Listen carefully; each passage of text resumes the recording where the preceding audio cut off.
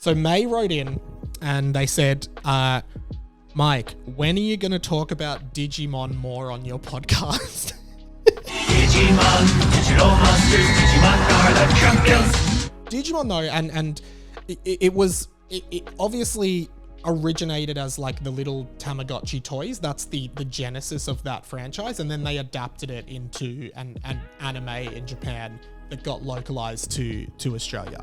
And I have a few things about this, right? Because I for whatever reason it always stuck with me, and even now I'm like, it's just always a show that I would rewatch and thought was cool. And I first saw it here in Australia. It was on before school when I was about 6 or 7 years old in grade 1 or 2.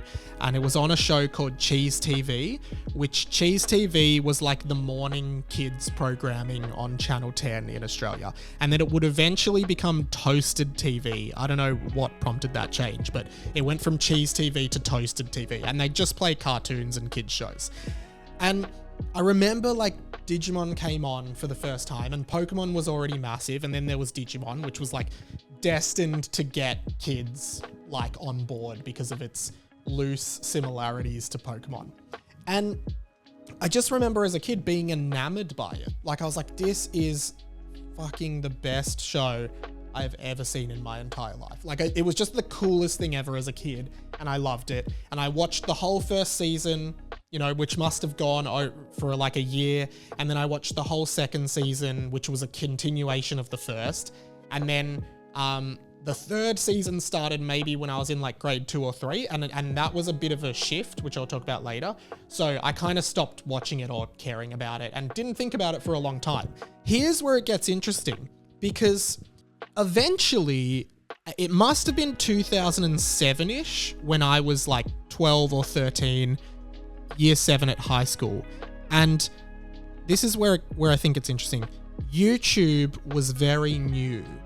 YouTube was not what it is now. And I always think if you're a Gen Zer, and I'm not trying to be like, oh, you guys don't get it, but there was a time when I was a kid and I grew up in this time, and I think maybe people born in the 2000s didn't quite have this, but it was like when you saw you didn't seek out stuff to watch.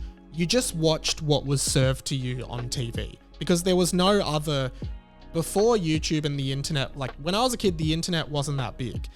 And before, you just watch what was on TV. Whatever the guy at Channel 10 who was programming Cheese TV, whatever he decided you should watch, that's what you watched.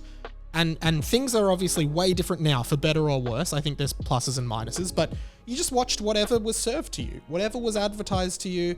There was no exploration. And because of that, I think you just were more likely to stick with stuff and get into stuff. There weren't that many options, particularly for kids. YouTube came in, and it was like this, it wasn't what it is now. It was just like this Wild West where people would upload stuff. I don't think there was heaps of regulation. So I remember being in year 7 at school, and I don't know how this happened. I don't know if I actively searched for it or if it just popped up, but I found my way onto YouTube, and it just said Digimon episode 1, like full episode YouTube. And I was like, oh, I used to love that show. I'm gonna watch it. I'm gonna click this video and watch it. And sure enough, like someone had uploaded the first episode of the show, and I was like, oh, I remember this. And it was, 6 years after I saw it on TV, which as a kid is a lot of time. So it was like I was rediscovering, and I remember being like, wow, I forgot all about this. And I just binged the entire show again as a 13-year-old and loved it again. And I remember sort of, the internet was so bad, it would like buffer for ages before you could even watch it. So I remember I used to queue up like 3 or 4 episodes so they could all load at the same time. And hopefully by the time I'd finished one episode, the next one was ready to watch. It was such a different time. And now obviously there's so many different facets of entertainment You can seek out your own content. You can find stuff that you want to watch. And the positive about that is there's more exploration and more niche things can open up for certain communities, and fame and content becomes localized to people who are into specific things, which is not a bad thing. That's the good part about it. The bad part, I think, is, and I talked about this a few weeks ago when I was talking about Malcolm in the Middle, and how that show reminds me of that era of just like being bored and just like watching whatever's on TV. And yeah, I think there's positives and negatives. Anyway, so I watched the whole season 1, and that first season of Digimon will always have this huge part in my heart, because, you know, it's just about these kids. They go to this other world, the digital world, and they get these, you know, monster partners, and they can like digivolve or evolve into other things. The main guy is Agumon. The main monster is Agumon. And the theme song was just so epic as well. And yeah, each episode, it had like a story arc, character development. That's why I loved it so much. And each episode they would like get a new evolution. Agumon, Digivolve to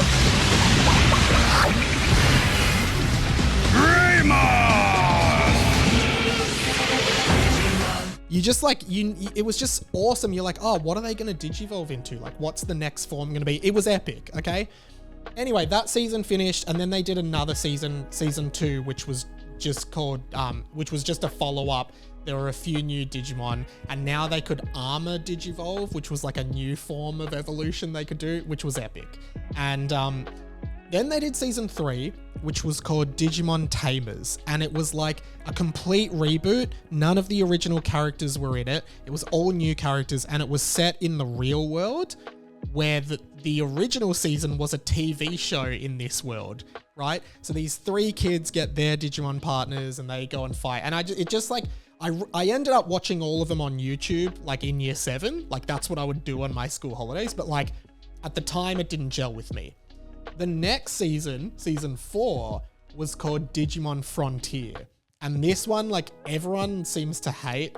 I actually really remember liking it when I watched it, but instead of the kids having Digimon partners, they actually become Digimon. They spirit evolve. That's what they call it. And I really liked it. I thought it was really cool, but people didn't like that there weren't partners anymore, that they actually become the Digimon. And like, that put a lot of people off the series. Then they did another one called Digimon Savers, and that was season 5. And that was like they tried to make it more adult, I guess, and like a little bit more violent. And they brought back Agumon, the original. Anyway, you guys don't care about this. It was good. Then I kind of dropped off it. Like, I obviously don't watch it, like didn't watch the rest of the series. I think there's like 7 or 8 now. But then in like 2017, they did this thing called Digimon Adventure Tri. So it was the follow-up to season 2, which was like the last one of that original continuity. And I remember being like, oh my God, this is the most exciting thing in my life. And I got well back into it.